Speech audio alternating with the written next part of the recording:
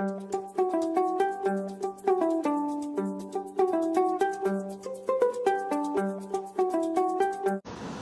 est souvent à la ligne numéro 6.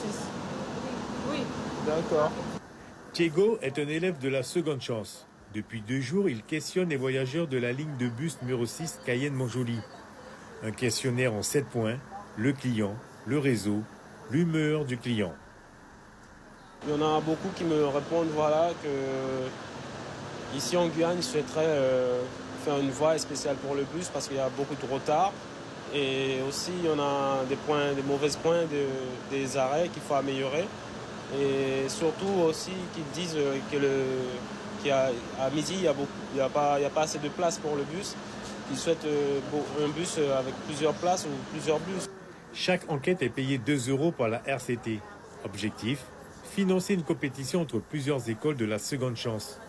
3 lignes sur 6 sont concernées par cette enquête. C'est avec beaucoup de facilité que les voyageurs se prêtent au jeu. Tout va bien dans les bus, sauf l'arrêt du 6. Je ne sais pas pourquoi ils l'ont fait à l'EDF au lieu de le faire au marché. Alors tous les vieux, on habite, je monte avec beaucoup d'amis dans le bus. Ils sont obligés après du 6 d'aller à pied jusqu'au marché. C'est le seul problème. Pour moi, c'est pas bon chose, parce que si ele aller en ville, au marché, seria bon pour moi. Mais si ele aller só da DF, c'est pas bon. Il faut être à l'heure parce que des fois on est debout, sous la pluie, au soleil, il n'y a pas d'abri et tout. C'est la régie communautaire de transport qui mène cette enquête. Des pistes d'amélioration seront envisagées au bénéfice des usagers. Le but recherché, c'est de comprendre comment l'utilisateur trouve l'information et ensuite s'il a des idées ou des attentes par rapport à la façon dont il doit y accéder.